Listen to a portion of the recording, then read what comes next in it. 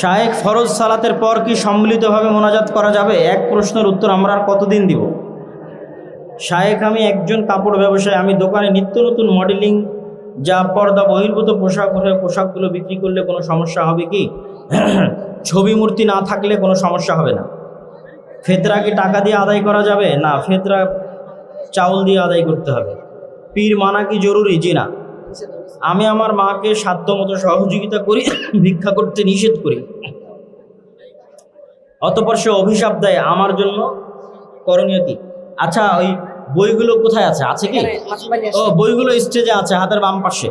মাসিক আল ইতিসাম আর আজকে যে আলোচনা করলাম ফিলিস্তিন, এই বই দুটা, মাসিক আল ইসলাম এবং ফিলিস্তিন, হাতের বামে স্টেজে পাবে। আমি আমার মাকে সাধ্যমতো সহযোগিতা করে ভিক্ষা করে নিষেধ করি। অতঃপর সে অভিশাপ দেয়, আমার করণীয় কি? আপনার আপনি অভিশাপের হকদার নন, তারপরেও দিলে আশা করি অভিশাপ আপনার উপর কাজ করবে না ইনশাআল্লাহ। যাকে মানুষ অন্যায়ভাবে হত্যা করেছে নিরস্ত্র অবস্থায়, আমরা আশা করি সে শহীদ হিসেবে গণ্য হবে। আল্লাহ তাকে শহীদ হিসেবে কবুল করুক, আল্লাহুম্মা আমিন। রংপুরের আবু সাঈদের কথা জিজ্ঞেস করা হয়েছে, হিন্দু বা বিধর্মীদের ঘর ভাড়া দেওয়া যাবে কি? অন্যায় কোনো কাজে লিপ্ত না থাকলে স্বাভাবিক অবস্থায় দেওয়া যাবে। শুধুমাত্র পান সুপারি খাওয়া যাবে কি? একদম স্থায়ী অভ্যাসে পরিণত না করে খাওয়া যায়। ইসলামিক রাজনীতি করা যাবে কি? যেগুলো বললাম এগুলো ইসলামী রাজনীতি, এর চেয়ে বড় ইসলামী রাজনীতি নাই। সভাপতি কোথায় টাকা দিবে? দানের টাকা না, এখনো দেয়। মাশাআল্লাহ, আপনি দিবেন? বারাকাল্লাহ। কত দিবেন? প্রচার করবো না? আচ্ছা, ঠিক আছে। সভাপতি একটা ভালো অঙ্কের টাকা মাদ্রাসার জন্য দান করছেন, আল্লাহ কবুল করুক, আল্লাহুম্মা আমিন। আল্লাহুম্মা সাল্লি আলাইহি আল্লাহুম্মা বারিক আলাইহি। আসসালামু আলাইকুম শায়েখ, স্ত্রী স্বামীর কথা শোনে না, এর ভয়াবহতা এবং প্রতিকার কি? প্রথমত, তোমার ব্যক্তিত্বের অভাব আছে কিনা, তোমার অর্থনৈতিক সক্ষমতার অভাব আছে কিনা, পৌরুষত্বের অভাব আছে কিনা। যদি এগুলোর কোনো অভাব না থাকে, তারপরেও যদি তোমার স্ত্রী তোমার কথা না শোনে, সেক্ষেত্রে অবশ্যই সে গুনাহগার হিসেবে বিবেচিত হবে। আর যদি তোমার অন্য কোনো অভাব থাকে, তুমি সেগুলো দ্রুত পূরণ করো, যাতে তোমার ব্যক্তিত্বের প্রভাবে সে তোমার অনুগত হয়। মৃত্যুর পর রূহ আল্লাহর কাছে ফিরে যায়, আবার পুনরায় মানুষ রূপে জন্ম নেয়। মানুষ রূপে কখনোই জন্ম নেয় না, ইল্লিন এবং সিজ্জিনে থাকে। আবার যখন কিয়ামত হবে, আল্লাহ নতুন করে মানুষকে জন্ম দিবে, তখন মানুষের রূহ ফিরিয়ে দেওয়া হবে। কোনো ব্যক্তি মৃত্যুর পূর্ব মুহূর্তে কালেমা পড়তে পারলে সে কি জান্নাতি হবে? কালেমা যদি অন্তর থেকে বিশ্বাস করে, শিরক থেকে যদি ক্ষমা চেয়ে নেয়, কোনো শিরকে লিপ্ত থাকলে, আর সেই শিরক থেকে ক্ষমা চেয়ে নিলে, আর কালেমা মন দিয়ে অন্তর থেকে বিশ্বাস করলে, প্রথম চান্সেই জান্নাতে যাবে কিনা এটা বলা যাবে না, কিন্তু কোনো না কোনো একদিন জান্নাতে যাওয়ার তার সুযোগ হবে বলে আশা করা যায়। নামাজে হাত কোথায় বাঁধবেন? জনৈক বক্তা বলেছেন, আকিদা শব্দ এগুলো অযথা, যেগুলো জানা জিনিস সেগুলো জিজ্ঞেস করে লাভ নেই। শায়েখ, আমি সুদের বিরুদ্ধে কথা বলায় গ্রামের মানুষ আমাকে তিরস্কার করে, আমি কি ক্ষতিগ্রস্ত হব? সুদের বিরুদ্ধে আল্লাহ বলেছে, আপনি কেন বলবেন না? অবশ্যই বলবেন। কোর্টের মাধ্যমে বিবাহ তালাক হয়, সেই স্ত্রীকে পুনরায় গ্রহণ করা যাবে কি? কোর্টের মাধ্যমে স্বামীর সম্মতিতে যদি তালাক হয়ে থাকে, আর এটি যদি প্রথম তালাক হয়, আর পূর্বে যদি আর কখনো তালাক না হয়ে থাকে, তাহলে ইদ্যৎকালীন অবস্থায় কোনো প্রকার বিবাহ ছাড়াই স্ত্রী ফেরত আনতে পারবে। ইদ্যৎ পার হয়ে গেলে নতুন বিবাহ, নতুন মহারানা দিয়ে স্ত্রী ফেরত আনতে পারবে। মেয়েদের থুতনির নিচে যে চুল গজায়, সেটা কাটতে হবে না কাটা যাবে? যেহেতু এটা তার সৃষ্টিগত প্রকৃতির বিরোধী, সেহেতু সে কাটতে পারে। বেতের কোনো উভয় অবস্থাতেই পড়া যায়, সমস্যা নাই। মৃত পিতা মাতা, বন্ধু বান্ধব, আত্মীয় স্বজনের পক্ষ থেকে মসজিদে দান করা যাবে কি? অবশ্যই মৃত পিতা মাতা, আত্মীয় স্বজন, বন্ধু বান্ধবের পক্ষ থেকে মসজিদে দান করা যাবে। হজ পালন করে এসেছে, 5 ওয়াক্ত সালাত পড়ে, তবে বিড়ি মুখে নিয়ে মুরগি জবাই করে, এই মুরগি কি খাওয়া হালাল হবে? বিড়ি খায়, সেটার গুনাহ ভিন্ন। বিসমিল্লাহ আল্লাহু আকবার বলে মুরগি জবাই করলে মুরগি হালাল হবে। আল্লাহর কুদরতি হাত, কুদরতি পা কি? কোনো কুদরতি হাত, কুদরতি পা বলে কিছু নাই। আল্লাহর হাত আছে, আল্লাহর পা আছে। বিসমিল্লাহ।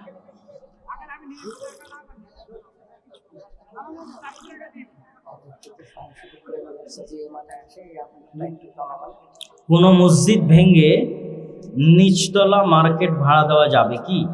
এবং দ্বিতীয় তলায় নামাজ পড়া যাবে? কোনো মসজিদ ভেঙে নিচতলা মার্কেট ভাড়া দেওয়া যাবে কি? দ্বিতীয় তলায় যে দোকানগুলো ভাড়া দেওয়া হবে ওগুলোতে অনইসলামিক কোনো কিছু না হলে দেওয়া যাবে। আহলে হাদিস হানাফি মাযহাব কেন মানব?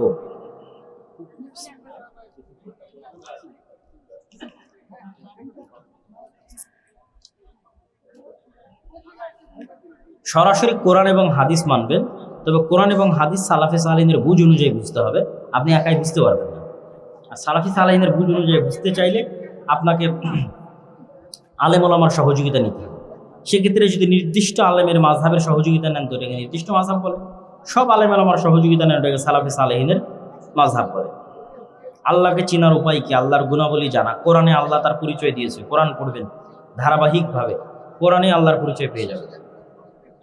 কেউ একবার তালাক বললে কি তালাক হয়? জি, একবারই তো তালাক বলতে হয়, 3 বার তো বলতে হয় না, ওটা তো সুন্নাত বিরোধী। একবারই বলা উচিত এবং একবারই বলতে হয়, এবং একবার বললে তালাক হয়। অজু করার পর ধূমপান করলে অজু নষ্ট হবে কি? অজু করার পর মানুষের লজ্জা স্থানের যে 2টি দ্বার আছে, এই 2টি দ্বার দিয়ে কোনো কিছু বের না হলে এবং বের হওয়ার সম্ভাবনা তৈরি না হলে, সম্ভাবনা মানে যেমন ঘুম, অজু ভঙ্গ হয় না। বিড়ি সিগারেট খাচ্ছে তার গুনাহ ভিন্ন। আমি ওয়াদা করেছিলাম আগামীকাল আপনার বাসায় যাব, কিন্তু আমি যাইনি, তাহলে আমার গুনাহ হবে কি? এই ধরনের যদি কোনো কাজ সংঘটিত হয়ে থাকে, এগুলোকেও মূলত জবানের গুরুত্ব বলা হয়, কিন্তু সবচেয়ে বড় গুনাহ হয় অতীতে ঘটে যাওয়া কোনো কাজের বিষয়ে যখন আপনি মিথ্যা সাক্ষী দেন, তখন সেটা অনেক বড় গুনাহগার। আপনি একটা কাজ করেছেন তারপরও বলছেন করেননি, আবার আরেকজন একটা কাজ করেনি তারপরও বলছেন সে করেছে, আবার আরেকজন একটা কাজ করেছে তারপর আপনি বলছেন সে করেনি। অতীতে ঘটে যাওয়া যে কোনো জিনিসের উপর যখন আপনি মিথ্যা বলেন তখন সেটা হয় বেশি মহাপাপ। আর ভবিষ্যতে কোনো কিছু করতে চেয়েছেন, কোনো ওজর যদি থাকে সেই কারণে করতে পারেননি, সেটা ভিন্ন কথা। তবে মানুষ তার জবান রক্ষায় যত শক্তিশালী হবে তার ব্যক্তিত্ব তত মহৎ হবে। মহিলারা কি পুরুষ আলেমের কাছে কোরআন মাজিদ শিখতে যেতে পারে ফিতনার আশঙ্কা না করলে? পর্দার আড়াল থেকে, দূরে থেকে আর এক মাহাত্মের উপস্থিতিতে শিখতে পারে, তবে চেষ্টা করতে হবে মহিলা মানুষের কাছে শেখার। হুজুর, আমার ছেলের বয়স 8 বছর, আপনার মাদ্রাসায় কিভাবে ভর্তি করব? জামিয়া সালাফিয়াতে ডিসেম্বরে ভর্তি ফরম বিতরণ হয়, আর জানুয়ারির 1 তারিখে ভর্তি পরীক্ষা হয়। আগামীকালকে জামিয়া সালাফিয়াতে সালাফি কনফারেন্স আছে, দেশ বিদেশের বড় বড় আলেম ওলামা উপস্থিত হবে। সৌদি আরবের প্রায় 4 জন আলেম উপস্থিত থাকবে, ভারতের আলেম ওলামারা থাকবে। জামিয়া সালাফের উক্ত সালাফি কনফারেন্সে আপনাদের দাওয়াত, যাদের পক্ষে সম্ভব হবে অবশ্যই উপস্থিত হবে।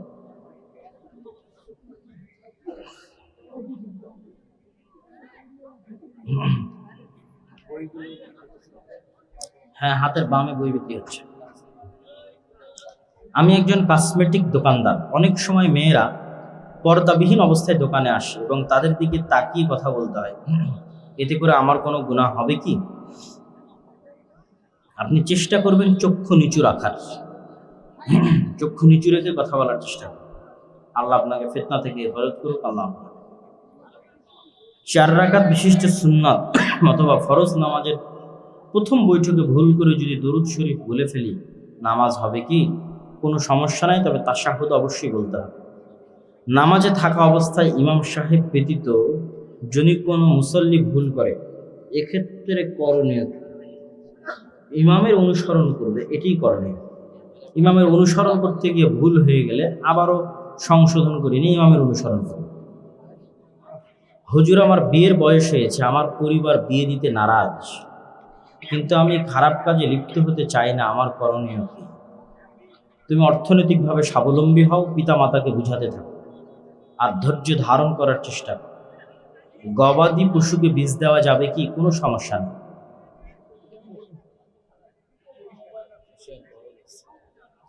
হুজুর, মহিলার মুখ থেকে ঢেকে সালাত হবে কি? মুখ খোলা রেখে সালাত আদায় করতে হবে। ফরজ নামাজের পর দোয়া কবুল হয়, সেজন্য মাঝে মধ্যে ইমাম মুক্তাদি মিলে একসাথে দোয়া করলে দোষ কি? একসাথে দোয়া করাকে রেওয়াজ বানানো যাবে না ফরজ সালাতের পর। একসাথে দোয়া করার যে যে জায়গায় আল্লাহ এবং আল্লাহ রাসূলের পক্ষ থেকে প্রমাণ পাওয়া যায় সেই জায়গাগুলোতে দোয়া করতে হবে। ফরজ সালাতের পর দোয়া করলে কবুল হয়, এই জন্য একাই ব্যক্তিগতভাবে দোয়া করতে হবে। আসর ও আসরের সালাত ইমামের পিছনে মুক্তাদি সূরা ফাতিহা পড়লে সালাত হবে কি? ইমামের পিছনে মুক্তাদি তো সূরা ফাতিহা পড়বেই, সালাত হওয়া না হওয়ার কি?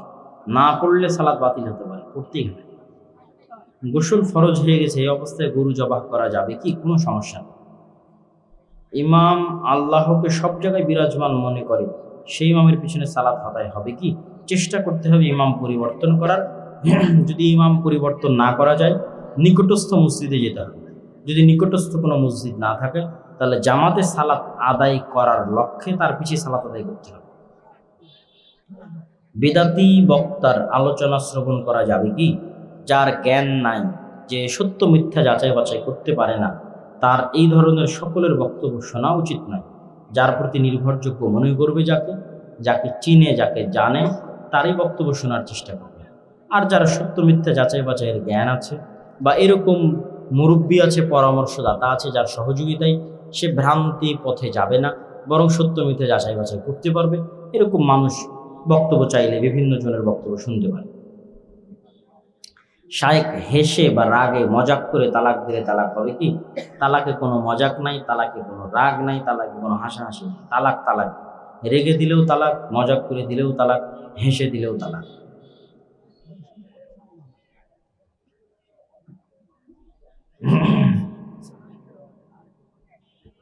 জামে মসজিদের পূর্বে ওয়াক্তে মুসের আজান দেওয়া যাবে কি?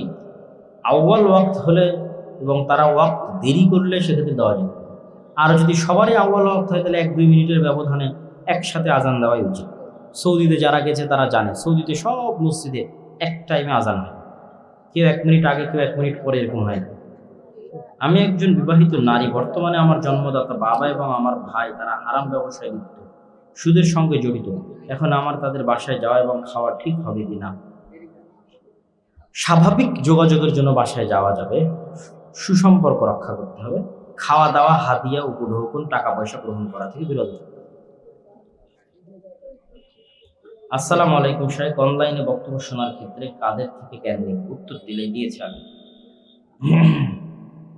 মহিলারা যে চুলের কাজ করে, এটা কি করা যাবে? ও গার্মেন্টসে কাজ করে, তো চুলের যে কারখানা, সেখানে যদি চুল ক্রয় বিক্রয় হয়, তাহলে চুল ক্রয় বিক্রয় করার কোনো বিধান ইসলামে নাই, সেহেতু এখান থেকে বিরত থাকতে হবে। আর যদি সরাসরি মানুষের মাথার চুল নয়, বরং স্বাভাবিক কৃত্রিম চুল তৈরি করা হয়েছে, তাহলে সেই চুলের ব্যবসায় কোনো সমস্যা নেই। ইসলামের সামগ্রিক বিজয়ের প্রয়োজনীয়তা এবং করণীয়। সামগ্রিক বিজয় বলতে কি বুঝাচ্ছে? আল্লাহ সুবহানাহু ওয়া তাআলা কোরআন মাজিদে বলেন, হুয়াল্লাযী আরসালা রাসূলাহু বিল হুদা ওয়া দীনিল হক লিইয়ুযহিরাহু আলাদ দীনি কুল্লিহি। তিনি সে আল্লাহ যিনি রাসূলকে পাঠিয়েছেন পথ প্রদর্শক হিসেবে, সত্য দ্বীনের বাহক হিসেবে। লিইয়ুযহিরাহু আলাদ দীনি কুল্লিহি, যেন তার পাঠানো রাসূল যেই দ্বীনের প্রচারক, সেই দ্বীন সারা পৃথিবীতে অবস্থানরত সকল দ্বীনের উপর বিজয়ী হয়। ওয়ালাউ কারিহাল মুশরিকুন, যদিও কাফের এবং মুশরিকদের পক্ষে এটি সহ্য করা অনেক কঠিন, তবুও মুহাম্মদ সাল্লাল্লাহু আলাইহি ওয়াসাল্লামকে যে দ্বীন দিয়ে পাঠানো হয়েছে, সেই দ্বীন পৃথিবীর অন্য সকল দ্বীনের উপর বিজয়ী হবে। এটি আল্লাহ সুবহানাহু ওয়া তাআলা কোরআন মাজিদে বলেন।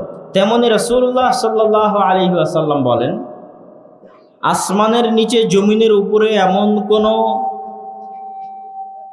মাটির বাড়ি, ইট পাথরের বাড়ি বাকি থাকবে না যেখানে ইসলাম প্রবেশ করবে না। বিইজ্জি আজিজিন আও বিদিল্লি দালিলিন, কোথাও সম্মানের সাথে ইসলাম প্রবেশ করবে, কোথাও অপমানের সাথে ইসলাম প্রবেশ করবে। তো কোরআনের এই আয়াত এবং এই হাদিস প্রমাণ করে পৃথিবীতে কোনো না কোনো এক সময় ইসলামের সামগ্রিক বিজয় সাধিত হবে, না হবে না? হবে ইনশাআল্লাহ। তো ইসলামের এই সামগ্রিক বিজয় কেন প্রয়োজন? শুধু আমি ব্যক্তি জীবনে সালাত আদায় করলাম, অথবা শুধু আমি পরিবার জীবনে ইসলাম মানলাম, এরপরেও সামগ্রিকভাবে আমার ব্যবসা বাণিজ্য, অর্থনীতি, রাষ্ট্রনীতি, পররাষ্ট্রনীতি, কূটনীতি সকল কিছু ইসলাম দ্বারা পরিচালিত হবে, এটির প্রয়োজন কেন? এটির প্রয়োজন যদি আপনি বুঝতে চান, তাহলে সংক্ষিপ্ত দুটো কথা আপনাকে বুঝতে হবে। আপনাকে পাশ্চাত্য বিশ্বের মানুষজন বলবে যে তোমরা যদি ইসলামকে রাষ্ট্র ক্ষমতায় দেখতে চাও, তাহলে তোমাদেরকে কিন্তু বাধ্যতামূলক নামাজ পড়ানো হবে। কারণ অধিকাংশ মানুষ যেহেতু বাংলাদেশের নামাজ পড়ে না, তো তারা কি চাইবে যে ইসলাম বিজয়ী হোক? চাইবেন। আবার পাশ্চাত্য সভ্যতার অনুসারীরা আপনাদেরকে বলবে তোমরা যদি ইসলামকে রাষ্ট্র ক্ষমতায় নিয়ে আসো, তাহলে পর্দা বাধ্যতামূলক হয়ে যাবে। তো অধিকাংশ মা এবং বোন আছে যারা পর্দা করেন না, তো তারা কি চাইবেন যে ইসলাম বিজয়ী হোক? চাইবেন। আরও এক ধাপ এগিয়ে পাশ্চাত্য সভ্যতার অনুসারীরা বলেন ভীতি প্রদর্শন করানোর জন্য যে ইসলাম যদি রাষ্ট্র ক্ষমতায় আসে, তাহলে অবৈধ সম্পর্কে লিপ্ত হলে বিবাহিত অবস্থায় রজম করে হত্যা করা হবে, আর অবিবাহিত অবস্থায় হলে বেত্রাঘাত দোররা দ্বারা প্রহার করা হবে। বিড়ি, সিগারেট, মাদক দ্রব্য, নেশা জাতীয় দ্রব্য পান করলে 40 বা 80 বেত্রাঘাত করা হবে। কেউ যদি চুরি করে তাহলে তার হাত কাটা যাবে। এই রকম বিভিন্ন ভয়ঙ্কর বিষয়গুলো সামনে নিয়ে এসে বলে, অতএব বাবা খবরদার, এইটা যেন না হয় যে ইসলাম যেন রাষ্ট্র ক্ষমতায় না চলে আসে। এইটা পাশ্চাত্যরা ভয় দেখায়।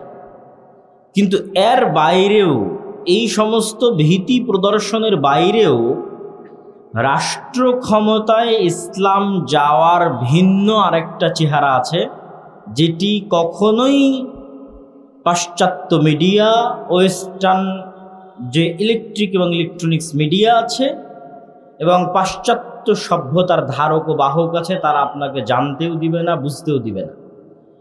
ইসলাম রাষ্ট্র ক্ষমতায় যাওয়ার সেই পজিটিভ চেহারা কি?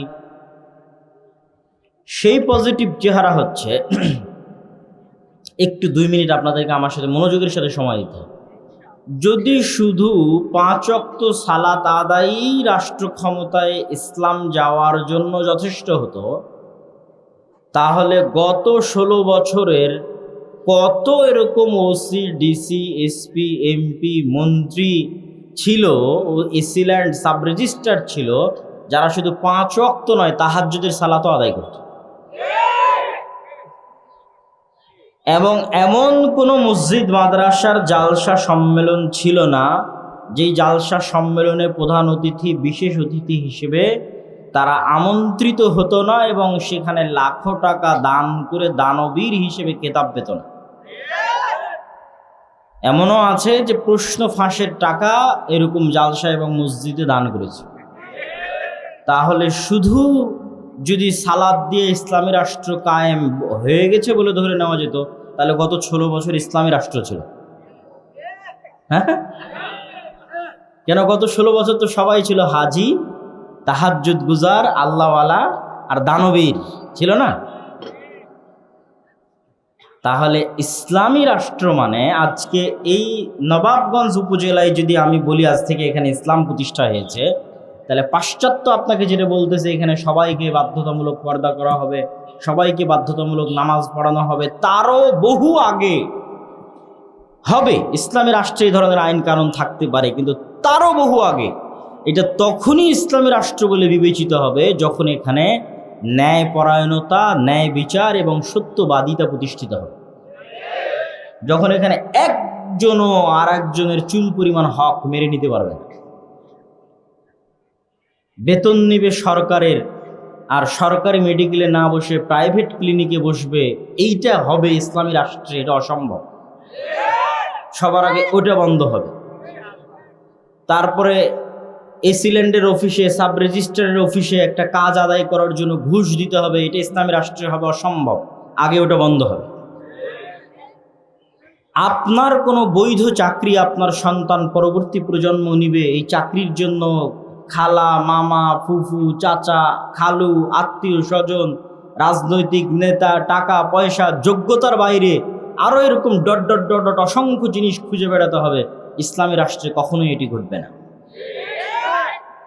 তাহলে ইসলামী রাষ্ট্রে মানে সবার আগে ওই যে আপনাকে ভয় দেখাচ্ছে আপনার হাত কেটে নেবে, ভয় দেখাচ্ছে বলছে তোমাকে বাধ্যতামূলক নামাজ পড়ানো হবে, ভয় দেখাচ্ছে আপনাকে জোরপূর্বক পর্দা করানো হবে, ইসলামী রাষ্ট্রে এগুলো সব কিছু বাস্তবায়ন হওয়ার আগে আপনার ন্যায় বিচার এবং আপনার ন্যায্য অধিকার নিশ্চিত করা হবে, তবে ওটা ইসলামী রাষ্ট্র। আর যদি শুধু সালাদ দিয়ে ইসলামী রাষ্ট্র হতো তাহলে গত 16 বছরেরটা ইসলামী রাষ্ট্র ছিল। কেন তাদের চাইতে বড় তাহাজ্জুদ গুজার, তাদের চাইতে বড় আল্লাহওয়ালা কেউ ছিল না। কিন্তু তারা ছিল, সবাই বলবো না, এই রকম যারা, তাদের অধিকাংশই ছিল খাঁটি নির্ভেজাল মুনাফিক। এটা আমি বলিনি, রাসূলুল্লাহ সাল্লাল্লাহু আলাইহি ওয়াসাল্লাম বলেছেন, আরবাউন মান কুন্না ফীহ, 4টা বৈশিষ্ট্য যদি মানুষের মধ্যে থাকে তাহলে সে মুনাফিকান খালিসান, নির্ভেজাল, নিষ্কলুষ, খাঁটি মুনাফিক। তো এই 4টা বৈশিষ্ট্যের কথা বলতে গিয়ে কিন্তু আল্লাহ নবী বলেননি যে বিড়ি খায় সে মুনাফিক, যে আরেকজন মেয়ের সাথে অবৈধ সম্পর্কে কথা বলে সে মুনাফিক। এগুলো গুনাহের কাজ, কিন্তু এগুলোকে আল্লাহর নবী খাঁটি মুনাফিকের আলামত বলেন। খাঁটি মুনাফিকের আলামত কি? যে 5 ওয়াক্ত সালাতও পড়ে, হজও করে, আবার আল্লাহর রাস্তায় দানও করে। আগের যে বৈশিষ্ট্যগুলো উল্লেখ করলাম, এরকম মসজিদ মাদ্রাসার কমিটিতে আছে, বিশেষ অতিথিতে আছে, প্রধান অতিথিতে আছে, এমন কোনো ভালো কাজে নাই যেখানে সে নাই, প্রত্যেকটা ভালো কাজে সে আছে। কিন্তু তারপরও ইদা হাদ্দাসা কাযাবা, যখন কথা বলে মিথ্যা বলে। যখন ওই তুমিনা খানা, যখন কোনো আমানত রাখা হয় আমানতের খেয়ানত করে। প্রত্যেকটা দায়িত্ব আমানত। মাদ্রাসার প্রিন্সিপাল আমানত, মসজিদ কমিটির সভাপতি আমানত, AC land OC, sub registrar, DC আমানত, এমপি আমানত, মন্ত্রী আমানত, সচিব আমানত। প্রত্যেক যে নিজ নিজ দায়িত্ব প্রাপ্ত হয়েছে ওই দায়িত্বে সে কি আমানত, অথচ ওই দায়িত্বে সে খেয়ানত করে। কথা বললে মিথ্যা বলে, ওয়াদা করলে ভঙ্গ করে, মুখ দিয়ে মানুষের সাথে শত্রুতা হলে গালি দেয়, আর আমানতের খেয়ানত করে। তো এরা খাঁটি মুনাফিক কেন? এরা কিন্তু আমল দিয়ে এদের মুনাফিকি ঢেকে দিবে। বুঝেননি মনে হয় আমার কথা? বাহ্যিক আমল দিয়ে ওর মুনাফিকি ঢাকতে চাইবে, ও কিন্তু মুনাফিক, কিন্তু বাহ্যিক আমল দিয়ে কি ঢাকতে চাইবে? মুনাফিক। ও এখনই ওসি হিসেবে টেবিলের নিচ দিয়ে ঘুষ গ্রহণ করেছে, মুনাফিক, খাঁটি মুনাফিক। কেননা ওর পদের সাথে কি করেছে? আমানতের খেয়ানত করেছে। কিন্তু ও যে মুনাফিক, এই মুনাফিকিটা ঢাকতেও হজ করতে গেছে।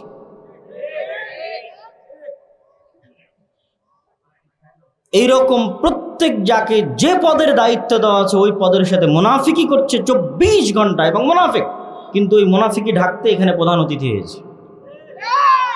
মুনাফিকি ঢাকতে আরেক জায়গায় 5 লক্ষ 10 লক্ষ টাকা দান করেছে, দেখাচ্ছে যে আমি দানবীর। মুনাফিকি ঢাকতে বলছে আমি হাজি, আমি উমরাকারী। মুনাফিকি ঢাকতে বলছে আমি তাহাজ্জুদ গুজার। কিন্তু আসলে ও মুমিন না মুনাফিক তা প্রমাণ হবে কোথায়? নামাজে। আসলে ও মুমিন না মুনাফিক তা প্রমাণ হবে কোথায়? তা প্রমাণ হবে ওকে যে দায়িত্ব দেওয়া হয়েছে ও দায়িত্বে শতভাগ সত্যবাদী এবং ন্যায়পরায়ণ কিনা। আপনি হয়তো মনে করবেন যে সবগুলো কথা হয়তো বড় বড় দায়িত্ব বলছি। জি না, আমরা সবাই নিজ নিজ জায়গা থেকেও আমরা আমাদের মুনাফিকি মাপতে পারবো, প্রত্যেকেই। যেমন আপনারা যারা এখানে উপস্থিত আছেন, আশেপাশে ডানে বামে দাঁড়িয়ে আছেন, পিছনে দাঁড়িয়ে আছেন, বাবা মারা যাওয়ার পর বাবার সম্পত্তিতে যেই জায়গাটুকু ভিটি বাড়ি, উঁচু জমি, ভালো দানে ধানের ফলন হয়, পানিতে ডুবে না, দাম বেশি, ওটা আপনি নিয়েছেন। আর যেটা পানিতে ডুবে থাকে, দাম কম, যেটা ফলন ভালো হয় না, সেটা আপনার বোনকে দিয়েছেন, তাহলে আপনিও একজন চোর এবং দুর্নীতিবাজ।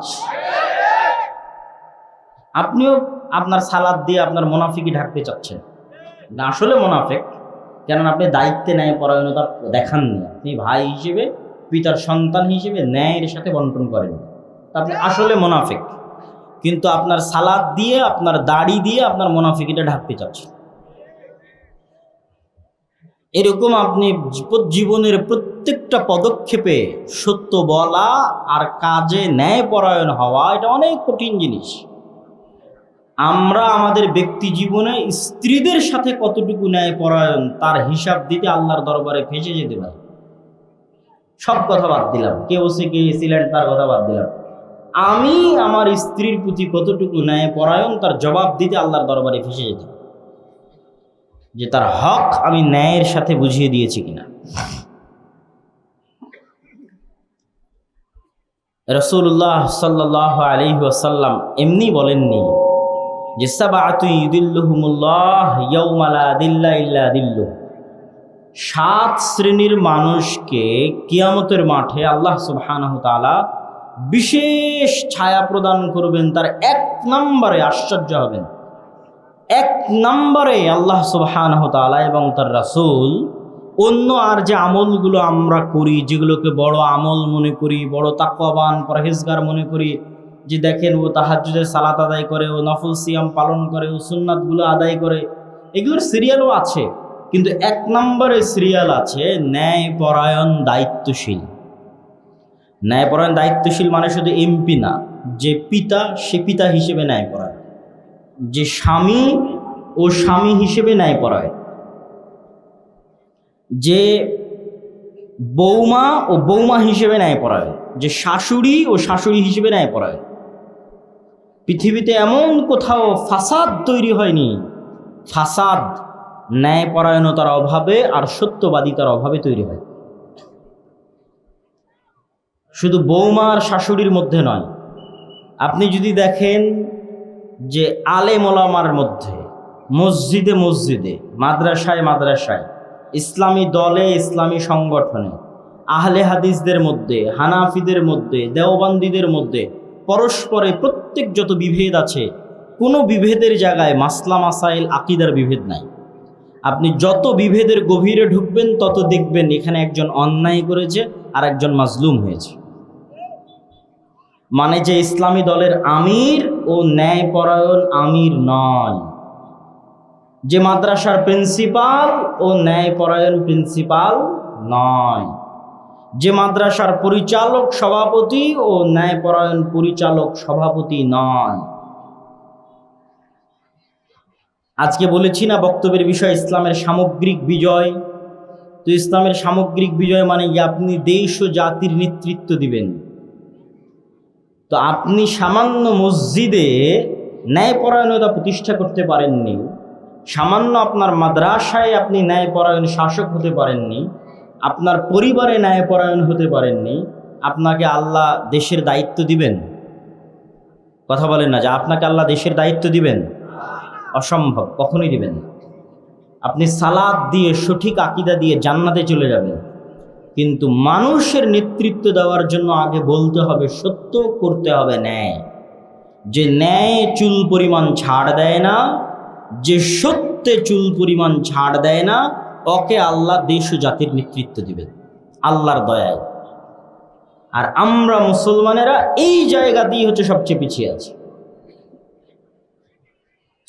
আমি বহু আগে, আজ থেকে 1-1.5-2 বছর আগে এক বক্তব্যে বলেছি যে আজকের যুগের মুসলমানেরা হচ্ছে এই যুগের বানু ইসরাইল। তো আমার ছোট ভাই আব্দুর রহিম, যে মিশর আল আজহার বিশ্ববিদ্যালয়ে পড়ে, এখন দেশেই আছে, তো ও ফিলিস্তিনিদের মধ্যে ত্রাণ বিতরণ করেছে, অনেক বড় অভিজ্ঞতা হয়েছে ত্রাণ বিতরণ করতে। তো ও বলে যে ত্রাণ বিতরণ করতে গিয়ে আমি দেখেছি যে তোমার এই কথা শতভাগ সত্য।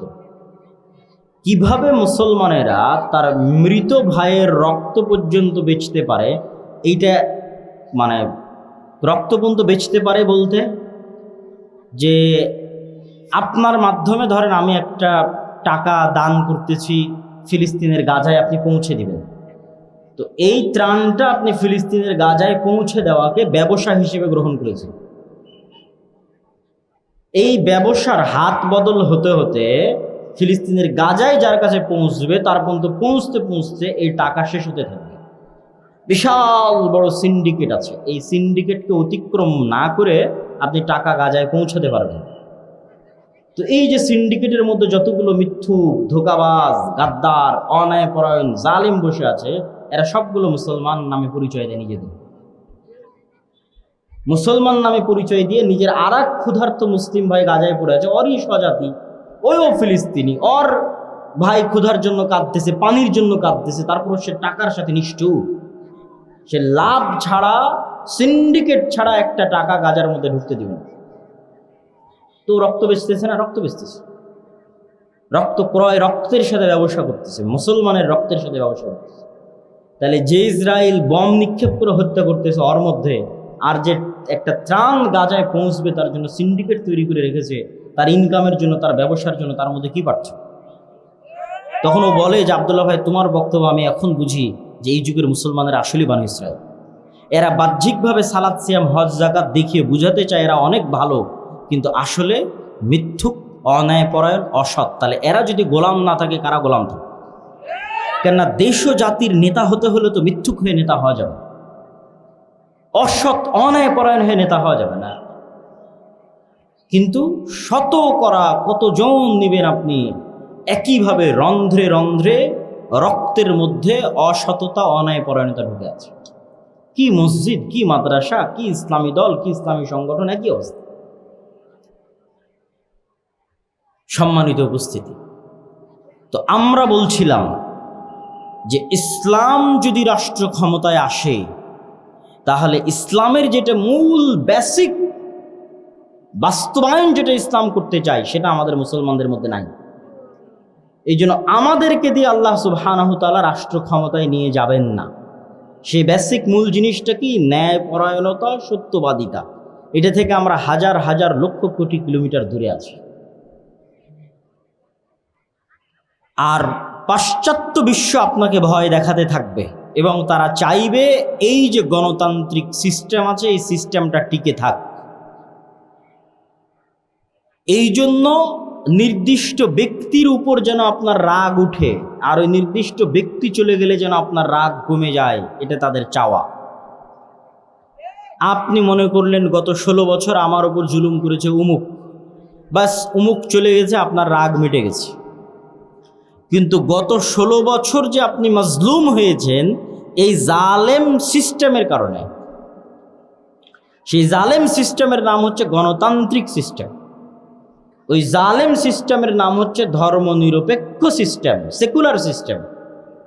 আমি যদি আরও স্পষ্ট করে বলি বুঝার জন্য, কিন্তু এটা সত্য, মানুষ হাসবে কিন্তু এটাই সত্য, সেটা হচ্ছে এই জুলাই এর যে গণ অভ্যুত্থান, এই গণ অভ্যুত্থানের 1700 বা 1800 যে ছাত্র নিহত হয়েছে, এই 1700 1800 ছাত্রকে আসলে গণতন্ত্র হত্যা করেছে, সেকুলার সিস্টেম হত্যা করেছে। কিন্তু এটা বোঝার জন্য অনেক দূরদৃষ্টি সম্পন্ন জ্ঞান লাগবে, ইতিহাসের জ্ঞান লাগবে, পাশ্চাত্য বিশ্ব কি চায়, আপনার কাছ থেকে কি আদায় করতে চায় তার সম্পর্কে সম্যক অবগতি থাকা লাগবে। তাহলে আপনি বুঝবেন যে 1700-1800 জন মারা গেছে, 1700-1800 জনকে হত্যা করেছে কে? এই সিস্টেম, গণতান্ত্রিক সিস্টেম, সেকুলার সিস্টেম। এই সিস্টেম যদি পরিবর্তন না হয়, এইরকম স্বৈরাচার জালেম 20 বছর 30 বছর পর আবার তৈরি হবে। আপনার হায়াত যদি আল্লাহর 20-30 বছর বাড়িয়ে দেয়, আর আমার হায়াতও যদি আল্লাহ 20-30 বছর বাড়িয়ে দেয়, আবারও যদি কোনোদিন সাক্ষাৎ হয়, তখন আপনি বলিবেন যে এই সিস্টেম টিকে আছে, আর এই সিস্টেম আবারও জালেম এবং স্বৈরাচার তৈরি করেছে। এই সিস্টেম কখনোই আপনাকে আপনার ওই ন্যায্য অধিকার দিতে পারবে যে আপনি ঘুষবিহীন অবস্থায় চাকরি নেবেন, আপনার রাষ্ট্রীয় নাগরিক সুযোগ সুবিধা নেবেন। রাষ্ট্রীয় নাগরিক সুযোগ সুবিধা বাংলাদেশের মানুষ বুঝেই না। রাষ্ট্রীয় নাগরিক সুযোগ সুবিধা যেহেতু আমরা কোনোদিন চোখে দেখিনি, তো বুঝবো কেমন? রাষ্ট্রীয় নাগরিক সুযোগ সুবিধা আপনি ইউরোপে গেলে, ইংল্যান্ডে গেলে, আমেরিকায় গেলে কিছুটা বুঝতে পারবেন যে রাষ্ট্রের সাথে নাগরিকের কি সম্পর্ক থাকে এবং নাগরিক কি সুযোগ সুবিধা পেতে পারে। তখন আপনি বুঝবেন যে একজন রাষ্ট্র যদি নাগরিকের সুযোগ সুবিধা দেখে, তাহলে আগে রেলের যোগাযোগ ব্যবস্থা উন্নত করবে না মাইক্রোবাস কার চলার রাস্তার যোগাযোগ ব্যবস্থা উন্নত করবে। এইটা হচ্ছে রাষ্ট্র নাগরিকের সুযোগ সুবিধা চাই কিনা সেটাতে বুঝবেন। যেমন বাংলাদেশের এখন যে মেট্রো রেল আছে, এই একটা মাত্র প্রজেক্ট, যে প্রজেক্টটা রাষ্ট্রের সাথে নাগরিক সুযোগ সুবিধার সাথে যায়। একটা রাষ্ট্রের কয়জন মানুষের কাছে কার আছে, কয়জন মানুষের কাছে মাইক্রো আছে? আপনি ইংল্যান্ডে যান, কোনো মানুষকে যেন কার এবং মাইক্রো ব্যবহার না করা লাগে এক জায়গা থেকে আরেক জায়গায় যাওয়ার জন্য। স্বল্প খরচে যেন প্রত্যেকটা মানুষ এক জায়গা থেকে আরেক জায়গায় যেতে পারে, তার জন্য পাবলিক ট্রান্সপোর্ট, পাবলিক বাস এবং পাবলিক ট্রেনের অ্যাভেইলেবল ব্যবস্থা আছে। প্রত্যেকটা ছোট জায়গা থেকে আরেক ছোট জায়গায় আপনি অল্প ভাড়া দিয়ে যেতে পারেন, তার ব্যবস্থা করা আছে। ও হচ্ছে জনবান্ধব রাষ্ট্র ব্যবস্থা। মানে আগে আপনার কথা চিন্তা করেছে, আগে রিক্সা চালকের কথা চিন্তা করেছে, আগে ভ্যান চালকের কথা চিন্তা করেছে, আগে কৃষকের কথা চিন্তা করেছে। আর জালেম রাষ্ট্র ব্যবস্থা আগে চিন্তা করবে দুর্নীতিবাজ কোটিপতির গাড়ি কেমনে চলবে, তার কথা চিন্তা। কৃষক চাষা ভুষা কিভাবে চলবে সেটা চিন্তা করবে।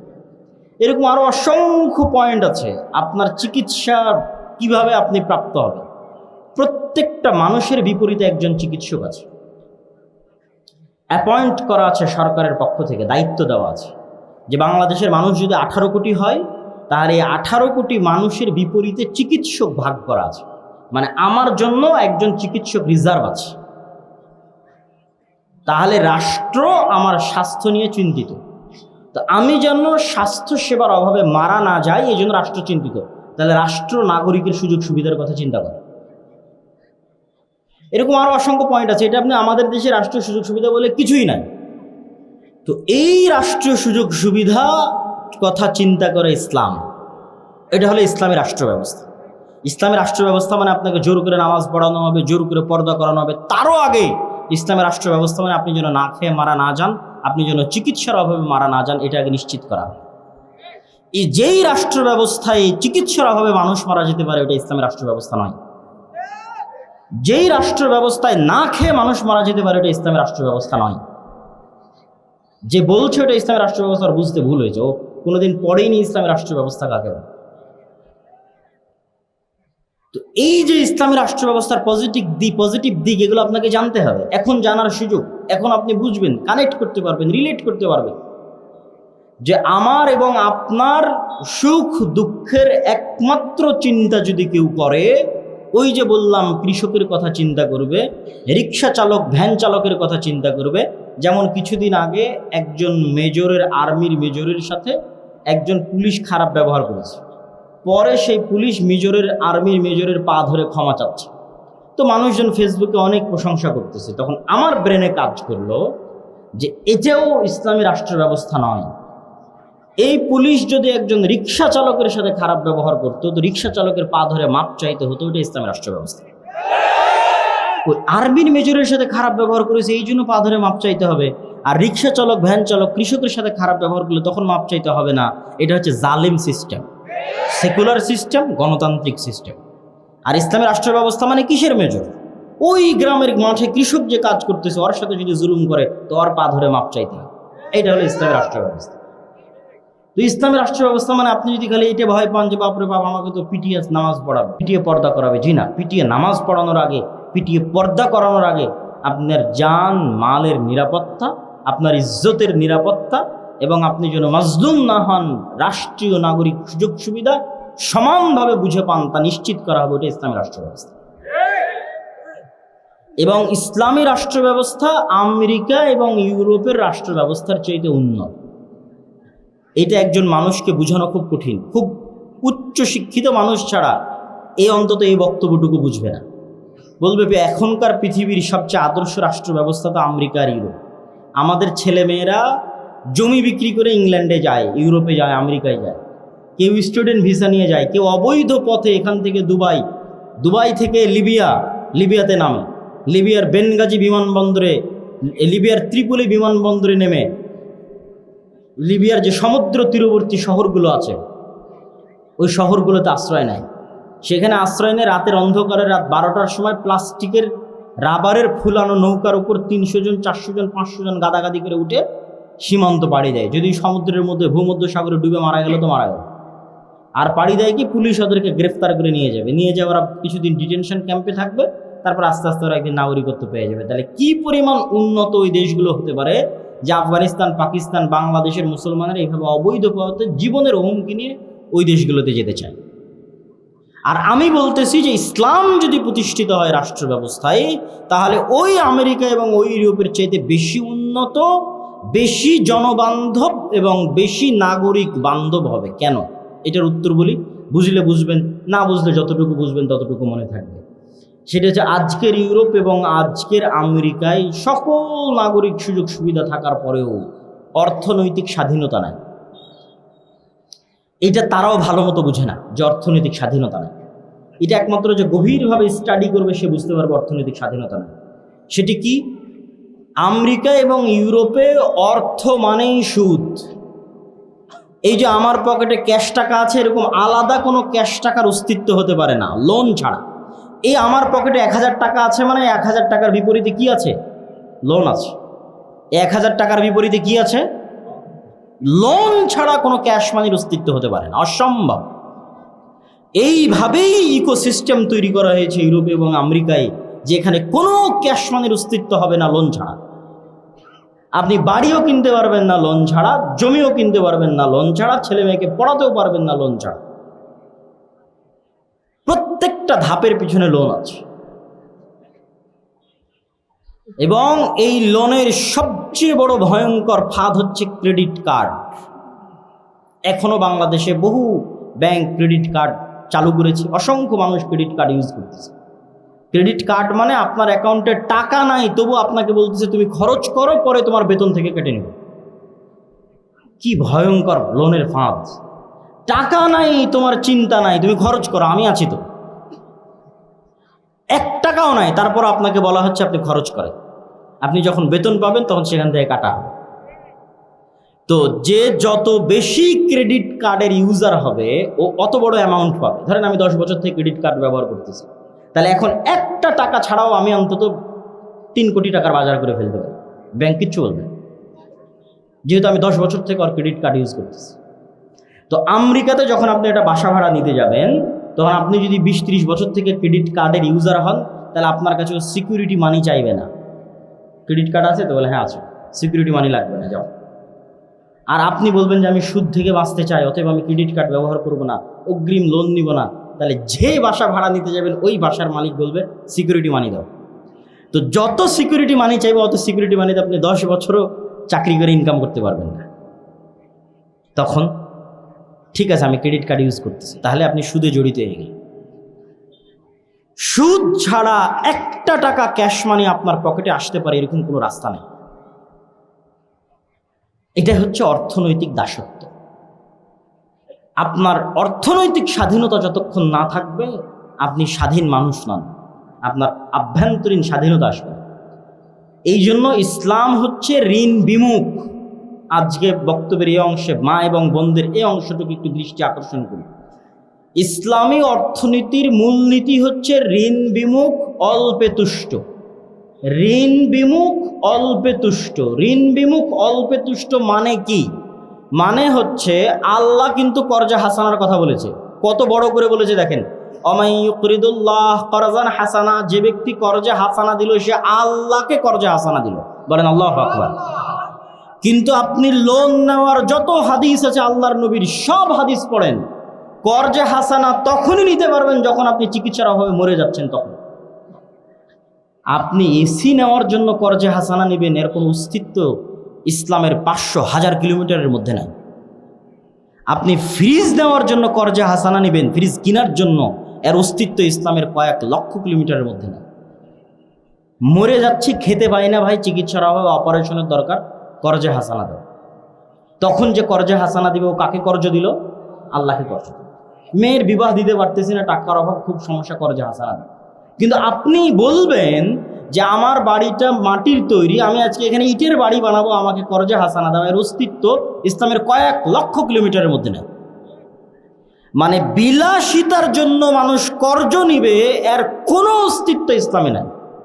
মা এবং বোনদেরকে লক্ষ্য করে বলতেছি যে বিলাসিতার জন্য কর্জ নিবে, একটা সোফা কেনার জন্য কর্জ নিবে, একটা খাট কেনার জন্য কর্জ নিবে, মাঝেতে সব বিছিয়ে থাকে এখন খাট কিনবে, তো খাট কেনার জন্য কর্জে হাসানা নিবে, আর অস্তিত্ব ইসলামে নাই। সুদের উপর নেওয়া তো বহু দূরের কথা, আমি কর্জে হাসানার কথা বলেছি, কথা বুঝতে হবে আপনার। সুদের উপর নেওয়া তো বহু দূরের কথা, আপনি শপে শুয়ে থাকেন, এখন খাট কিনবেন, খাট কেনার জন্য সুদের উপর নয় কর্জে হাসানা চাইবেন, আর অস্তিত্ব ইসলামে নেই। এতটা ঋণ বিমুখতা ইসলাম পছন্দ করে। কেন পছন্দ করে? কর্জ মানেই হচ্ছে আপনার আত্মসম্মান নষ্ট হওয়া। আজ আপনি কর্জ করবেন, কাল পাওনাদার যখন আসবে আপনি মিথ্যা বলবেন, তারপরের দিন পাওনাদারের টাকা পরিশোধ করার জন্য অন্যায় করবেন, চুরি করবেন, তারপরের দিন আপনার ছেলেকে মিথ্যা বলানো শিখাবেন, তারপরের দিন পুরো পরিবার মিথ্যুক হয়ে যাবে। তো যে মুখে মিথ্যা বলে, যে করে দুর্নীতি, যে মিথ্যার আশ্রয় নেয়, ওর সেলফ রেসপেক্ট বলে কিছু আছে, আত্মসম্মান বলে কিছু আছে, ও ক্ষমা চায় জান্নাতে যেতে পারে, কিন্তু কোশ্চিনকালেও জাতির নেতৃত্ব দিতে পারবে। ওর ভাগ্যে গোলামি, ওর 14 গোষ্ঠীর ভাগ্যে গোলামি। এই জন্য ইসলাম চায় না যে মানুষ লোন নিক, কর্জে হাসানা নিক। কেন? ও স্বাধীন থাক, ওর অভ্যন্তরীণ সেলফ রেসপেক্ট বাকি থাক, ওর পরিবারের আত্মমর্যাদা আত্মসম্মান বাকি থাক, মরুক মাথা উঁচু করে। এইটা হচ্ছে ইসলামের। তো আপনি লোনের উপর, সুদের উপর বিলাসী পণ্য নেবেন, মোটর সাইকেল নেবেন, এসি নেবেন, ফ্রিজ নেবেন, বহু দূরের কথা। ইসলাম এসি, ফ্রিজ, মোটর সাইকেলের মতো বিলাসী পণ্য কর্জে হাসানার ভিত্তিতে নিবে, এর অস্তিত্ব ইসলামে না। তাহলে এবার কল্পনা করেন যে আমেরিকা এবং ইউরোপের সমাজ ব্যবস্থা কতটা ইসলাম বিরোধী সমাজ ব্যবস্থা, আর ওখানকার মানুষ বাহ্যিকভাবে মনে করছে যে হ্যাঁ আমি স্বাধীন, কিন্তু ওর স্বাধীনতার একটা লিমিটেশন আছে, একটা এরিয়া আছে, ওইটা কোশ্চিনকালেও ক্রস করতে পারবে না। কেননা ও লোনগ্রস্ত, ঋণগ্রস্ত। প্রত্যেকটা মানুষ ঋণগ্রস্ত। আমি তো এখনই দেখালাম আপনাকে যে ও লোন ছাড়া চলতে পারবে না, ও বাধ্য লোন নিতে। প্রত্যেকটা মানুষ ঋণগ্রস্ত। তো ঋণগ্রস্ত মানুষ কখনো স্বাধীন? অসম্ভব, স্বাধীন না। ফলত ওর স্বাধীনতার একটা লিমিটেশন আছে, এরিয়া আছে। ওর বাইরে গিয়েও বলতে পারবে না, ওর বাইরে গিয়েও সত্য বলতে পারবে না, ওর বাইরে গিয়েও ইসলামের কথা উচ্চারণ করতে পারবে না। করলে ওখানে গলা টিপে ধরা হবে অর্থনীতিতে। বাকি সব জায়গায় স্বাধীন, গলা টিপা হবে কোথায়? অর্থনীতি। সম্মানিত উপস্থিতি, তো আমরা আলোচনা করছিলাম, আমরা ইসলামকে সামগ্রিকভাবে বিজয়ী দেখতে চাই। বিজয়ী দেখতে চাইলে কি করতে হবে? বিজয় দেখতে চাইলে এই যে সিস্টেম, এই সিস্টেমের পরিবর্তন লাগবে। আপনি এই সিস্টেমের মধ্যে থেকেই বলবেন ভোটের মাধ্যমে ইসলাম ক্ষমতায় যাবে, এটা হয় না, এটা অসম্ভব। এবং গত 100 বছরেও হয়নি, ভবিষ্যতেও হবে না। কেননা ইসলাম ক্ষমতায় যেতে চাই পূর্ণ পাওয়ারের সাথে, পূর্ণ ক্ষমতার সাথে। যে আয়াত আজকের বক্তব্যের শুরুতে তেলাওয়াত করেছি, রাসূলুল্লাহ সাল্লাল্লাহু আলাইহি ওয়াসাল্লাম যখন মক্কায়, যখন আল্লাহর নবী মাজলুম, আল্লাহর নবীর সাহাবীরা মাজলুম, যখন সাহায্য করার কেউ নাই, তখন আবু জাহাল আল্লাহর নবীকে প্রস্তাব দিচ্ছে। কতটা লোভনীয় প্রস্তাব দেখেন, লাকুম দীনুকুম ওয়ালিয়া দীন। সরি, তখন আবু জাহাল আল্লাহর নবীকে প্রস্তাব দিচ্ছে, চলো 1 বছর তোমার আল্লাহর ইবাদত হবে, আর 1 বছর আমাদের মূর্তির ইবাদত হবে। তোমার উপর যে জুলুম হচ্ছে, অত্যাচার হচ্ছে, তোমার সাহাবীদের উপর যে জুলুম হচ্ছে, অত্যাচার হচ্ছে, সব বন্ধ হয়ে যাবে। আমরা ঐক্য জোটের মাধ্যমে রাষ্ট্র ক্ষমতা ভাগাভাগি করব। তখন আল্লাহর নবীর কোনো রাস্তা নাই, কিন্তু খুব মাজলুম অবস্থায়, খুব করুণ অবস্থায়। তখন যে কোনো মানুষ এরকম লোভনীয় প্রস্তাব গ্রহণ করে নেবে। কিন্তু আল্লাহর নবী কি বললেন? লাকুম দীনুকুম ওয়ালিয়া দীন, লা আ'বুদু মা তা'বুদুন। সূরা কাফিরুন পড়ে দেখেন, বারবার ঘুরিয়ে ফিরিয়ে বলা হচ্ছে, তোমরা যার ইবাদত করো আমি তার ইবাদত করতে পারবো না। তোমার দিন তুমি পালন করো, আমার দিন আমাকে পালন করতে দাও। এর আড়ালে আরেকটা কথা লুকিয়ে আছে, সেটা হচ্ছে এখন তোমার সাথে কোনো কম্প্রোমাইজে যাচ্ছি না। তোমার দিন তুমি পালন করো, আমার দিন আমাকে পালন করতে দাও। আমি মুহাম্মদ যেদিন মক্কার ক্ষমতায় যাব, সেদিন একক পূর্ণাঙ্গ শতভাগ ক্ষমতায় যাব, কারোর সাথে কম্প্রোমাইজ করে না। 1 বছর আল্লাহর ইবাদত হবে, আর 1 বছর মূর্তির ইবাদত হবে, এই কম্প্রোমাইজ করে আমি ক্ষমতায় আসবো না। তো ঠিকই 10-15 বছর পর উনি যখন মক্কা বিজয় করেছে, তখন কি কোনো কম্প্রোমাইজ করে না? একচ্ছত্র আধিপত্য, একচ্ছত্র আধিপত্য। ইসলামকে আপনি ক্ষমতায় নিয়ে যাবেন কম্প্রোমাইজ করে, এটা হতে পারে। আপনি স্বাভাবিক রাজনৈতিক দল হিসেবে বলতে পারেন যে অমুক রাজনৈতিক দল ভালো, অমুককে ভোট দিলে দেশ ভালো চলবে, এটা ভিন্ন কথা। কিন্তু অমুককে ভোট দিলে ইসলাম ক্ষমতায় যাবে, এটা কাল্পনিক, এটা সুদূর প্রসারী পরিকল্পনা, আকাশ কুসুম কল্পনার সামনে। তাহলে ভাই কিভাবে ইসলাম ক্ষমতায় যাবে? মাসিক আল ইতেসামের নভেম্বরের সম্পাদকীয় লেখা আছে ইসলামের সামগ্রিক বিজয় যেভাবে সম্ভব। এটি আজকের বক্তব্যের বিষয়বস্তু। ভূমিকা অনেক লম্বা হয়ে গেল, 4টা পয়েন্ট উল্লেখ করা আছে। এই 4-5টা পয়েন্ট আমি একটা করে পয়েন্ট বলবো, ব্যাখ্যা করব, তারপরে বক্তব্য শেষ করে দিব। আপনাদের ধৈর্যের কামনা করছি, অধৈর্য হবেন। আমি কখনোই চাই না যে আপনারা অধৈর্য হন বা আপনারা উঠে যান। মনোযোগ দিয়ে বক্তব্যের শেষ পর্যন্ত শুনেন, ইনশাল্লাহ কোনো ক্ষতি হবে না, উপকার হবে ইনশাল্লাহ। তো ইসলামের সামগ্রিক বিজয় কিভাবে সম্ভব যদি ভোট দিয়ে সম্ভব না হয়, যেটা আপনি বলছেন, মানে আপনার যদি প্রশ্ন আমাকে হয় কিভাবে সম্ভব? এক, ব্যাপক দাওয়াতি কাজ। আপনি বলবেন, আপনাদেরকে জিজ্ঞেস করলেই বলেন দাওয়াতি কাজ, আর কতদিন দাওয়াতি কাজ? তো দাওয়াতি কাজের বিকল্প অতীতেও কোনোদিন ছিল না, আজও নাই, ভবিষ্যতেও হবে। এখন আল্লাহ যদি কোনো নবী বাংলাদেশে পাঠাতেন, পাঠাবেন না কেন, শেষ নবী চলে এসেছে, কিন্তু এখন যদি কোনো আল্লাহ নবী পাঠাতেন, তো সেই নবী কি করতো বলেন তো? সবার আগে কি করতো? দাওয়াত দিত। এবং যুগে যুগে যত নবী রাসূল এসেছে, সব নবী রাসূল তার যুগের সবচেয়ে শক্তিশালী শাসকের কাছে দাওয়াত নিয়ে গেছে। ইব্রাহিম আলাইহিসসালাতু ওয়াসসালাম শক্তিশালী শাসক নমরুদের কাছে দাওয়াত নিয়ে গেছে। মূসা আলাইহিসসালাতু ওয়াসসালাম বিশ্বের সবচেয়ে বড় স্বৈর শাসক ফেরাউনের কাছে দাওয়াত নিয়ে গেছে। মুহাম্মদ সাল্লাল্লাহু আলাইহি ওয়াসাল্লাম মক্কার সর্দার কাফের কুরাইশদের সর্দার আবু জাহাল, আবু লাহাবের কাছে দাওয়াত নিয়ে গেছে। তো নবীদের দাওয়াতে কাজ হতো, আমাদের দাওয়াতে কাজ হয় না কেন? আমাদের দাওয়াতের মধ্যে ইখলাস নাই, আমাদের দাওয়াতের মধ্যে নিঃস্বার্থ ভাব নাই, আমাদের প্রত্যেকের দাওয়াতের মধ্যে স্বার্থ আছে। এটা আমি নিজে দেখেছি, আমরা নিজেরাও করেছি। অতএব অন্যের দোষ দিয়ে লাভ নাই, আমাদেরটা সহ সবারটা বলতেছি। যে গত 16 বছর 2-1জন ব্যতিক্রম হতে পারে, সবার উপর হুকুম আরোপ না করে অধিকাংশ, গত 16 বছর অধিকাংশ যত আলেম ওলামা সরকারের কাছে গেছে, সবাই নিজ নিজ কোনো না কোনো স্বার্থে গেছে। কেউ বলেছে আমার মাদ্রাসার এই কাজটা করে দেন, কেউ বলেছে আমার মাদ্রাসা, যেমন এই যে প্রধান অতিথির লিস্টে নাম দিলে আপনি একটু আমার মাদ্রাসায় সহযোগিতা করে দিবেন। আমি তো নির্বাচনের সময় দেখেছি যে প্রত্যেকটা চেয়ারম্যানের কাছে মসজিদ কমিটিগুলো যায় তার মসজিদের এসি চাওয়ার জন্য, অমুক চাওয়ার জন্য, তুমুক চাওয়ার জন্য, যে আমার মসজিদে।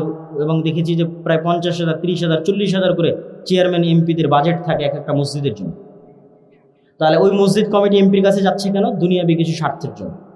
আমরা গেছি এমপি, মন্ত্রী, সচিব, ডিআইজি পর্যন্ত কেন? আমাদের দুনিয়াবি কোনো স্বার্থ হাসিল করার জন্য। কেউই শুধু ইসলামের রিপ্রেজেন্টেটিভ হিসেবে, ইসলামের প্রতিনিধি হিসেবে শুধুমাত্র ইসলামের দাওয়াত নিয়ে কোনো রাষ্ট্রীয় ব্যক্তির কাছে যায়। এটা অধিকাংশের কথা, থাকতে পারে দুই একটা, কিন্তু শুধু ইসলামের দাওয়াত নিয়ে গিয়ে বলবে লা আসআলুকুম আলাইহি আজরা ইন আজরিয়া ইল্লা আলাল্লাযী ফাতারানি।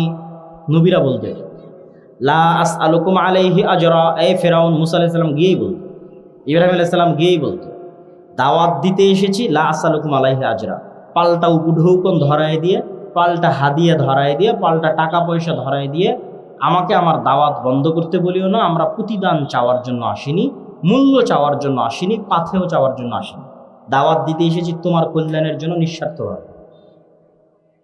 সুলাইমান আলাইহিস সালাম যখন হুদহুদকে দিয়ে চিঠি লিখেছিলেন রানী বিলকিসের কাছে, সাবার রানী, তখন রানী বিলকিস কি করেছিল জানেন? চিঠির উত্তরে হাজার হাজার, lakh lakh, crore crore, million million, billion billion ডলারের হাদিয়া উপঢৌকন পাঠিয়েছিল পাল্টা চিঠির সাথে, যে সুলাইমান আপনার জন্য এই সামান্য কিছু পাঠালাম, আরও যদি কিছু লাগে তো আপনার জন্য হাজির থাকবে। সাবার রানী বিলকিস যা লাগবে আপনার জন্য তাই ব্যবস্থা করবে। তখন সুলাইমান আলাইহিসসালাতু ওয়াসসালামের উত্তর কোরআনে লেখা আছে। সুলাইমান আলাইহিসসালাতু ওয়াসসালাম উত্তরে বলেছিলেন, আল্লাহ আমাকে এর চেয়ে অনেক বেশি দিয়েছে। বলেন আল্লাহু আকবার। তুমি যা পাঠিয়েছো আল্লাহ আমাকে এর চেয়ে অনেক বেশি দিয়েছে। তা আমি ধন সম্পদের জন্য, টাকা পয়সার জন্য হুদহুদের মাধ্যমে তোমার কাছে চিঠি লিখে পাঠাইনি, দাওয়াত দিয়েছি নিঃস্বার্থ।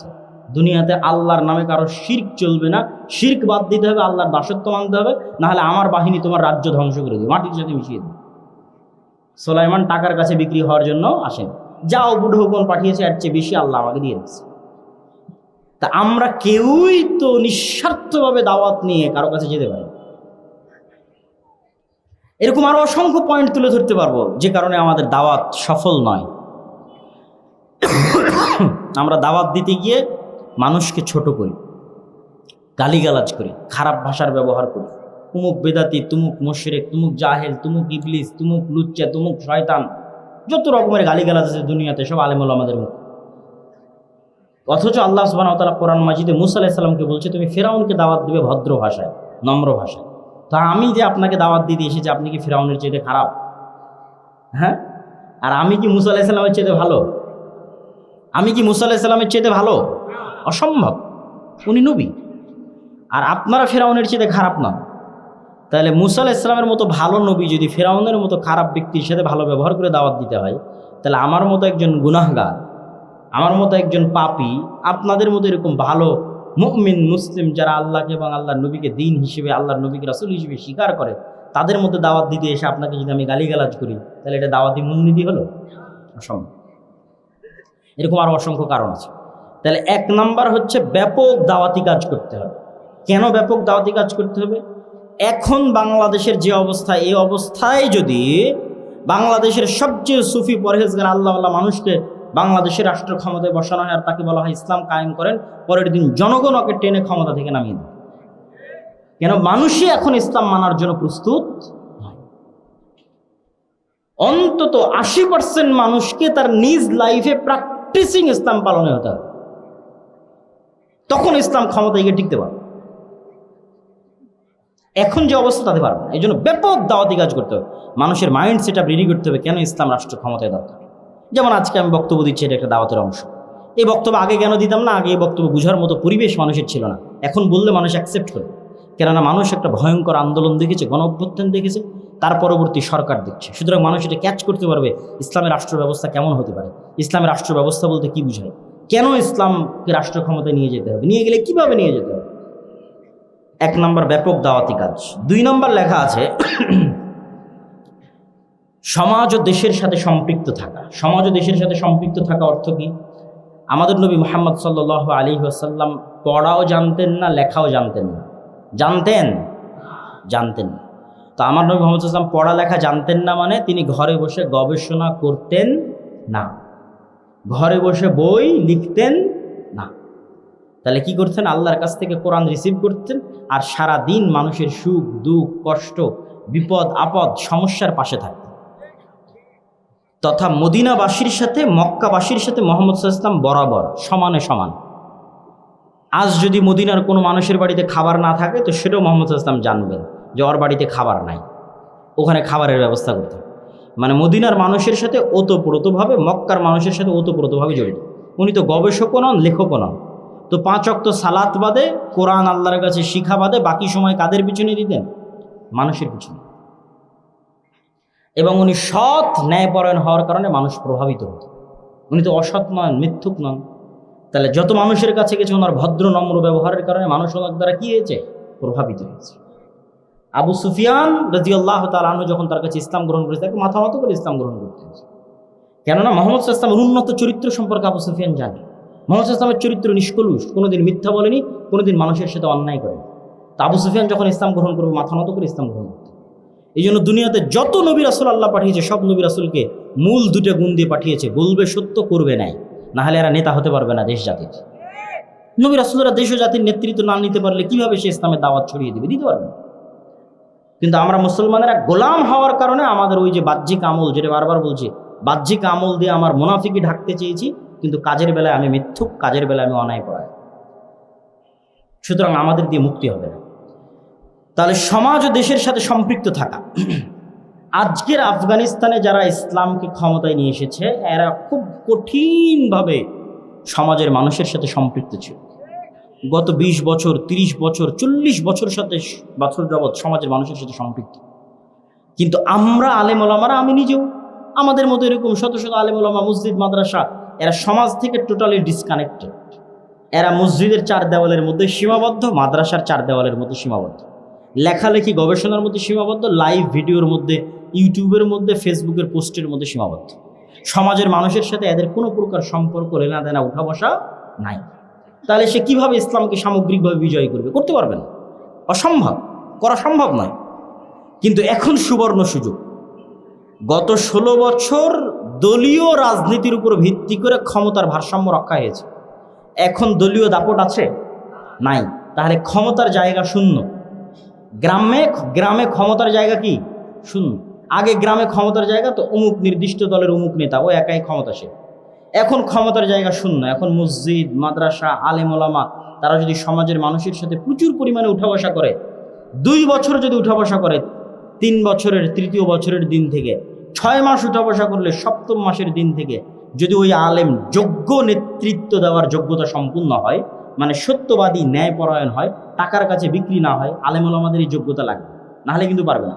তাহলে দেখবেন 7ম মাস থেকে মানুষজন বিচার সালিশ হুজুরের কাছে নিয়ে গেছে। পরের দিন থেকে দেখবেন বিচার সালিশ মাদ্রাসাতে হচ্ছে। একই ঘটনা আফগানিস্তানে ঘটেছে। আলেম ওলামারা যখন তাদের এই সত্যবাদিতার ন্যায়পরায়ণতা নিয়ে মানুষের সাথে মিশে গেছে, তখন 6 মাস, 7 মাস, 5 বছর, 10 বছর পর মানুষ বলছে, কি মেম্বার, কি চেয়ারম্যান, বিচার সালিশ মাদ্রাসায় হবে, মাদ্রাসার প্রিন্সিপাল বিচার সালিশ করে। এইভাবে হচ্ছে ক্ষমতার পালা বদল হয়, মানে ক্ষমতার স্টেক হোল্ডার আপনি হয়ে যান, মানুষের অজান্তে, মানুষের অবুঝে। এই জন্য মসজিদ মাদ্রাসাকে অ্যাক্টিভ হতে হবে, সমাজের মানুষের সাথে সম্পৃক্ত হতে হবে। 3 নাম্বার, শক্তিশালী প্রতিষ্ঠান প্রতিষ্ঠা করা। এখন যারা ক্ষমতায় আছে তারা কি ভোটের মাধ্যমে ক্ষমতায় এসেছে? তারা ভোটের মাধ্যমে ক্ষমতায় আসেনি। তাহলে কিভাবে ক্ষমতায় আসলো? যখন একটা নির্ধারিত শক্তিশালী সরকার বিদায় নিয়েছে, তখন ওই দেশে যে শক্তিশালী প্রতিষ্ঠানগুলো আছে অটোমেটিক ওরা ক্ষমতার মালিক হয়ে যায়। আপনি চাইলেও মালিক হবে, না চাইলেও মালিক হবে। যেমন বাংলাদেশের সবচেয়ে শক্তিশালী প্রতিষ্ঠান হচ্ছে সেনাবাহিনী। তো গত 16 বছরও সবচেয়ে শক্তিশালী প্রতিষ্ঠান সেনাবাহিনী, এখনও সবচেয়ে শক্তিশালী প্রতিষ্ঠান সেনাবাহিনী। তাহলে যখন সরকার ক্ষমতায় থাকবে না, তখন অটোমেটিক ক্ষমতা কার কাছে যাবে? সেনাবাহিনীর কাছে যাবে। গত 16 বছর সবচেয়ে শক্তিশালী মিডিয়া প্রথম আলো, ডেইলি স্টার, এখনও সবচেয়ে শক্তিশালী মিডিয়া প্রথম আলো, ডেইলি স্টার। তাহলে যখন ক্ষমতা থাকবে না, তখন ক্ষমতা কার কাছে যাবে? প্রথম আলোর কাছে যাবে, ডেইলি স্টারের কাছে যাবে। গত 16 বছর সবচেয়ে শক্তিশালী অর্থনৈতিক প্রতিষ্ঠান ব্রাক। আপনার মাদ্রাসার বাৎসরিক আয় ব্যয় কত হয়? ব্রাকের বাৎসরিক আয় ব্যয় 12,000 কোটি টাকা। 12,000 কোটি টাকা। আপনার মাদ্রাসায় কয় টাকা আয় ব্যয়? সারা বাংলাদেশের সবগুলো মাদ্রাসা মিলে 12,000 কোটি টাকা। 100 কোটি টাকাও হবে না, 100 কোটি টাকা হওয়া কঠিন আছে, 1000 কোটি টাকা তো বহুদূরের কথা। তাহলে ব্রাক গত 16 বছর সবচেয়ে শক্তিশালী অর্থনৈতিক প্রতিষ্ঠান, এখনও সবচেয়ে শক্তিশালী বেসরকারি অর্থনৈতিক প্রতিষ্ঠান। তাহলে সরকার যখন ক্ষমতায় থাকবে না, তখন ক্ষমতা কার কাছে যাবে? ব্রাকের কাছে। তাহলে এখন যারা ক্ষমতায় আছে তারা কারা? এই শক্তিশালী প্রতিষ্ঠানগুলো ক্ষমতায় আছে। ব্রাক ক্ষমতায় আছে, গ্রামীণ ব্যাংক ক্ষমতায় আছে, ডেইলি স্টার ক্ষমতায় আছে, প্রথম আলো ক্ষমতায় আছে, সেনাবাহিনী ক্ষমতায় আছে। এটা অটোমেটিক হয়, এটার জন্য ভোট লাগে। কিন্তু এই যে আপনার কোটি কোটি ভোটার আছে, কোটি কোটি ভোটারের একটাও তো প্রতিনিধিত্বকারী প্রতিষ্ঠান নেই। 16 কোটি 18 কোটি ভোটার, মুসলিম ভোটার, এত পঙ্গপালের মতো, পানির স্রোতের মতো ভোটার দিয়ে কোনো লাভ আছে? এগুলো একটা ভোটারের প্রতিনিধিত্ব করার মতো একটা শক্তিশালী প্রতিষ্ঠান নেই। হুজুরেরা অনেক মারামারি ফাইট করে একজন মাত্র মন্ত্রী ঢোকাতে পেরেছে ধর্মমন্ত্রী হিসেবে। আর এতগুলো ভোটার থাকার পরও, আর যদি শক্তিশালী প্রতিষ্ঠান থাকতো, মারামারি করা লাগতো না, ফাইটও লাগতো না ভাই, এমনি ক্ষমতা আপনার কাছে আসতো। তাহলে ওই যে আপনি চিন্তা করতেছেন আপনি এখনই ক্ষমতায় যাবেন ভোট দিয়ে, এটা পাগলামি। এখনই যাবেন, আবার এখনই বাদ হয়ে যাবেন, মানে এখনই ক্ষমতায় যাবেন, 3 বছর পর আবার আপনি বাদ হয়ে গেছেন। নাই, আপনি 50 বছরের চিন্তা করেন, 100 বছরের চিন্তা করেন। এই যে বিশাল নির্বাচনী লড়াই হলো আমেরিকাতে, ডোনাল্ড ট্রাম্প আর জো বাইডেন আর কমলা হ্যারিসের বিশাল লড়াই, বারাক ওবামা অংশগ্রহণ করলো, ডোনাল্ড ট্রাম্প বিজয়ী হলো।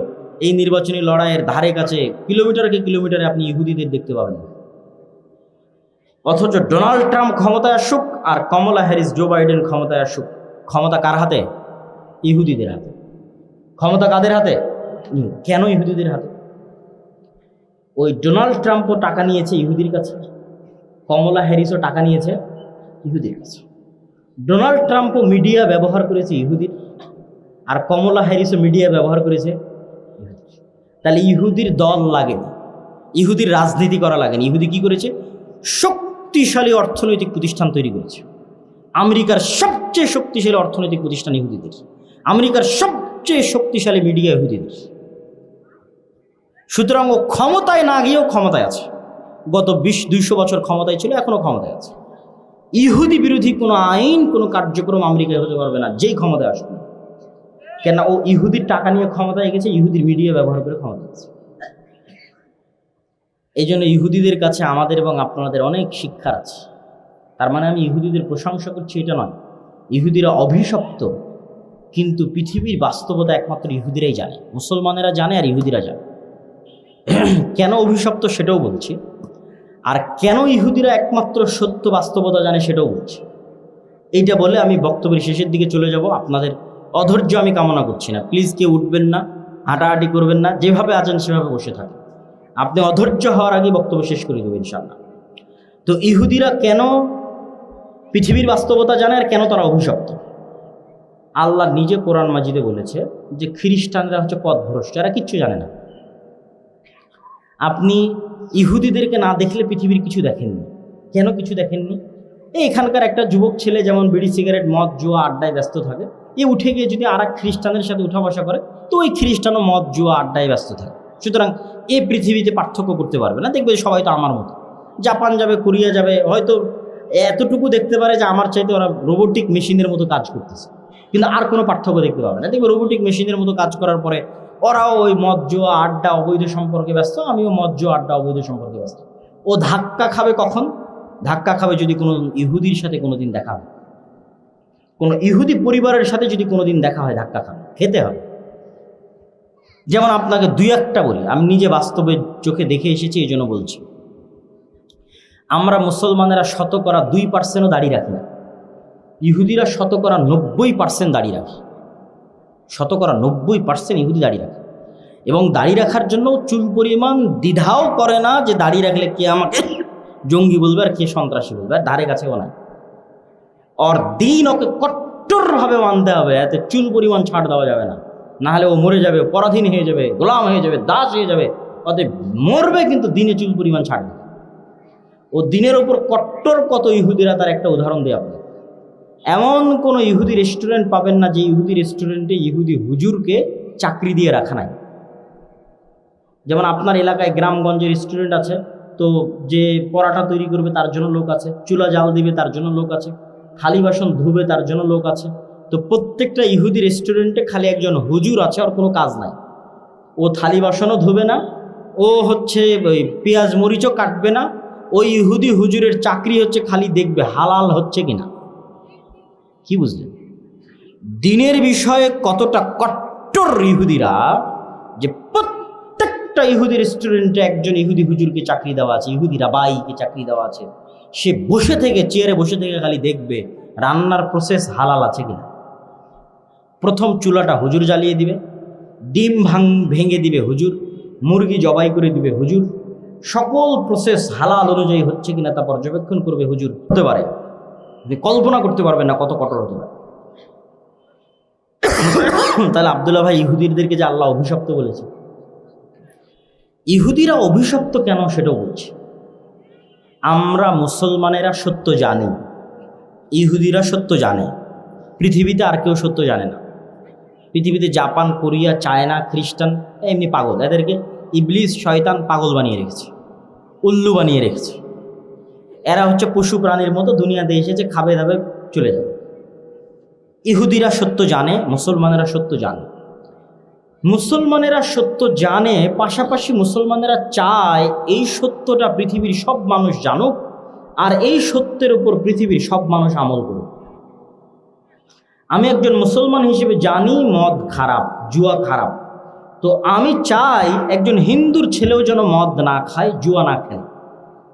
মানে আমি একজন হিন্দুর জন্য কল্যাণকামী, হিন্দুর ছেলেও যেন মদ না খায়, জুয়া না খায়। এবার এই সত্যটা ইহুদি জানে, মদ খারাপ, জুয়া খারাপ, কিন্তু ইহুদি চায় যে আমার ছেলেমেয়েরা কোনোদিন মদ খাবে না, কোনোদিন জুয়া খেলবে না, আর সারা পৃথিবীর প্রত্যেকটা মানুষ যেন মাদকাসক্ত হয়, প্রত্যেকটা মানুষ যেন জুয়ার নেশায় আসক্ত হয়, তার জন্য কি করা লাগবে তা আমি করব। এই জন্য ওরা অভিশপ্ত। কেন তারা এটা করতে চায়? এই জন্য করতে চায় যে আপনি মানুষকে যদি গোলাম রাখতে চান, পৃথিবীর সব মানুষকে যদি গোলাম রাখতে চান, তাহলে এগুলো ছাড়া গোলাম রাখতে পারবেন। আপনি এখানে থেকে উঠে গিয়ে আমার বক্তব্যকে রিচেক করবেন। আমি বলেছি আপনি পৃথিবীর কিছুই দেখেননি যদি ইহুদিদের না দেখেছেন। এখান থেকে উঠে গিয়ে আপনি ইউরোপে বসবাসরত কোনো প্রবাসীকে কল দিবেন, আমেরিকায় বসবাসরত কোনো প্রবাসীকে কল দেবেন। কল দিয়ে বলবেন যে তুমি কি কোনো ইহুদি ফ্যামিলিকে দেখেছো তোমার 15 বছরে 20 বছরে? যদি বলে হ্যাঁ দেখেছি, তখন আমি যা যা বলেছি তা চেক করবেন। আচ্ছা, ওই ইহুদি পরিবারের মুখে কি দাড়ি ছিল? হ্যাঁ বা না কি উত্তর দেয়। 2, ওকে জিজ্ঞেস করবেন ওই ইহুদি পরিবারের ছেলে মেয়ে কয়জন? এটা মা এবং বোনেরা শুনবেন। ইহুদি পরিবারের ছেলে মেয়ে কয়জন? যদি বলে যে 1জন বা 2জন, তাহলে আবার আমার সাথে রাজশাহীতে ঢাকায় গিয়ে দেখা করিয়েন যে এমন একটা ইহুদি ফ্যামিলি পেয়েছি যার ছেলে মেয়ের সংখ্যা 1জন বা 2জন। পাবেন না। প্রত্যেকটা ইহুদি ফ্যামিলিতে ছেলে মেয়ের সংখ্যা 5জন, 6জন, 7জন, 8জন, 9জন, 10জন, প্রত্যেকটা ইহুদি ফ্যামিলিতে। কিন্তু সারা পৃথিবীতে মানুষ যেন ছেলে হোক মেয়ে হোক 2টি সন্তানই যথেষ্ট, একটি হলে আরো ভালো, এর পিছনে সবচেয়ে টাকা খরচ করে কারা? ইহুদিরা। সবচেয়ে বেশি টাকা তারাই খরচ করে। আপনি এখানে বসে থেকে ফোন দিবেন তোমার আশেপাশে নিকটস্থ কোনো ইহুদি স্কুল আছে কিনা, খ্রিস্টান স্কুলের কথা বলি কেন, খ্রিস্টানেরা জানি না, ওরা তো পাগল, ওদেরকে আল্লাহ কোরআনে বলেছে কলাস জলিন, এরা পাগল, এরা কিচ্ছু জানে না। এরা ইবলিসকেও চিনে না, শয়তানকেও চিনে। ইবলিস এদেরকে যেভাবে যা বলছে ওরা সেভাবে তা করে। খ্রিস্টান স্কুল না, ইহুদি স্কুল। ঠিক আছে, ইংল্যান্ডে অবস্থানরত কোনো ইহুদি স্কুল আছে? পেয়েছো তো? বলে হ্যাঁ। ইহুদি স্কুলে গিয়ে দেখো তো LGBTQ পড়ানো হয় কিনা। যে সমকামিতা আমার অধিকার, আমি সমকামী হতে পারবো একজন ছেলে অথবা মেয়ে হিসেবে, এই জিনিস ইহুদি স্কুলে পড়ানো হয় কিনা। প্রত্যেকটা খ্রিস্টান স্কুলে পড়ানো হয়, কিন্তু ইহুদি স্কুলে পড়ানো হবে। যদি পান আমাকে এসে বলবেন যে কোন ইহুদি স্কুলে পড়ানো হয়েছে। কোন ইহুদি ফ্যামিলির সন্তান মাদকাসক্ত কিনা, জুয়ায় আসক্ত কিনা, মদের বারে যায় কিনা, আড্ডায় যায় কিনা খোঁজ দিতে হবে। একটাও পাবেন না জুয়ায় আসক্ত, একটাও পাবেন না মাদকাসক্ত। কিন্তু সারা পৃথিবীর মানুষ যেন জুয়ায় আসক্ত হয়, মাদকাসক্ত হওয়ার জন্য চেষ্টা করবে। কেন? মাদকাসক্ত হলে গোলাম, জুয়ায় আসক্ত হলে গোলাম।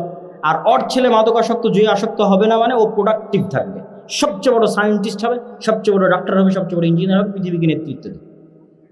আর বাকি সবকে মাদকাসক্ত, জুয়ে আসক্ত করবে। কেন? সবগুলো যেন গোলাম হয়। এই জন্য আপনি ইহুদিদের দেখলে পৃথিবীর সত্য বুঝতে পারবেন যে পৃথিবীর সত্য কি। আর বাকি কাউকে দেখে পৃথিবীর সত্য বুঝতে পারবেন না। কেন? ওরা সবাই পাগল, ওদেরকে আল্লাহ অলরেডি কোরআনে পাগল বলে রেখেছে, যে ওরা জানেই না কি সত্য কি মিথ্যা।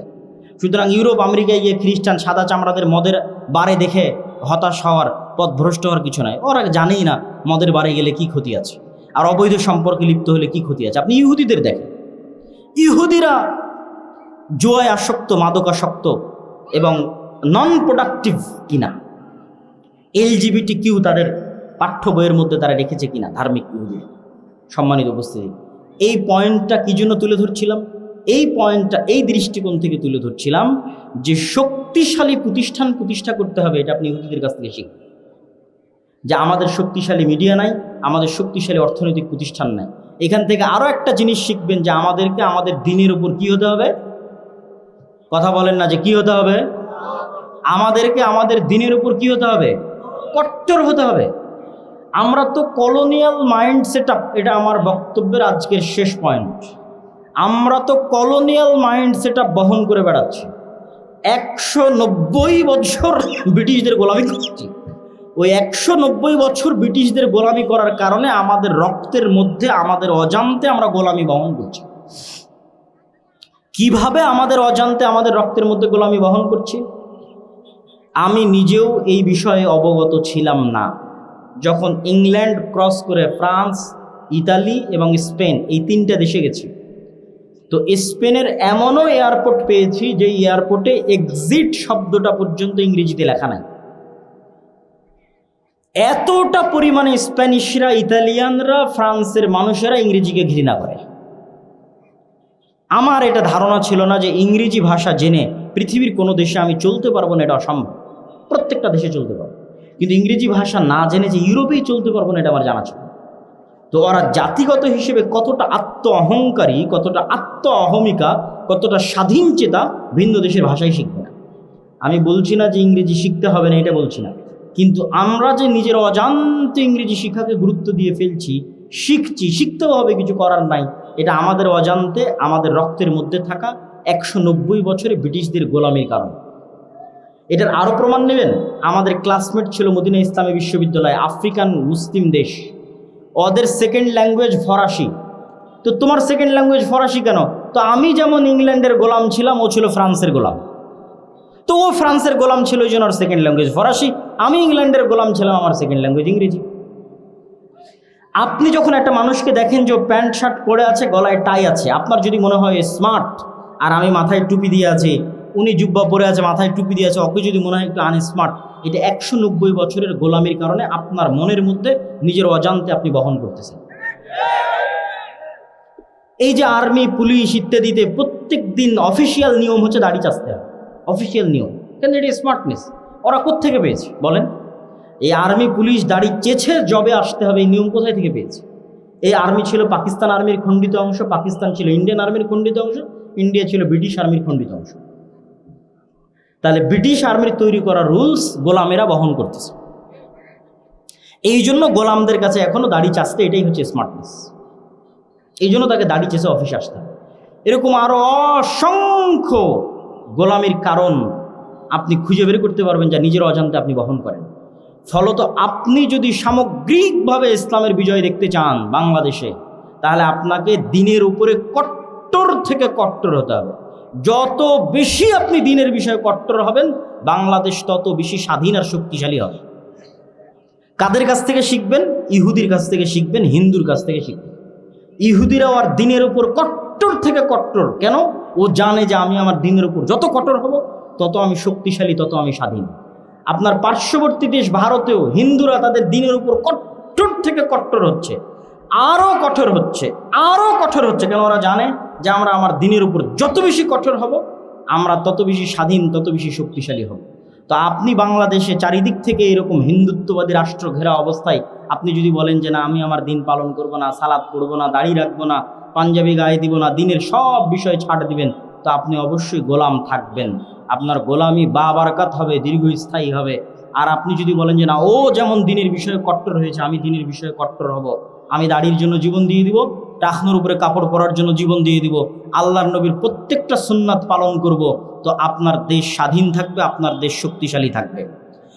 1 মিনিট বক্তব্যের সারমর্ম করে দিচ্ছি, আপনারা প্লিজ ধৈর্য হারা হয়েন না। আজকের যে বক্তব্য আলোচনা করলাম, এই বক্তব্যের সারমর্ম কি? এই বক্তব্যের সারমর্মের একটা অংশ পাবেন মাসিক আল ইতিসামের এই মাসের নভেম্বরে, আর একটা অংশ পাবেন ফিলিস্তিন জেরুজালেমের এই যে বইটা নতুন বের হয়েছে, এই বইয়ে ইহুদিদের সম্পর্কে, তালেবান, আফগানিস্তান সব বিষয়ে বিস্তারিত পাবেন। সারমর্ম হচ্ছে, ইসলামকে সামগ্রিকভাবে বিজয় করা দরকার না দরকার নয়? একটু জোরে বলেন, দরকার না দরকার নয়? দরকার। ইসলাম সামগ্রিকভাবে বিজয়ী হলে আমরা সবচেয়ে বড় উপকার কি পাবো? নাগরিক রাষ্ট্রীয় সুযোগ সুবিধা, ন্যায় বিচার, ন্যায়পরায়ণতা পাবো। প্রতিষ্ঠা করতে হলে কি কি লাগবে? 1, ব্যাপক দাওয়াতি কাজ লাগবে। 2, কি লাগবে বলেন? সমাজের মানুষের সাথে সম্পৃক্ত হতে হবে। 3, শক্তিশালী প্রতিষ্ঠান লাগবে। 4, কলোনিয়াল মাইন্ড সেটআপ থেকে বের হয়ে আসতে হবে, নিজের দিনের উপরে কট্টর হতে হবে। আল্লাহ সুবহানাহু ওয়া তাআলা আমাদেরকে তৌফিক দান করুক। আল্লাহুম্মা আমিন।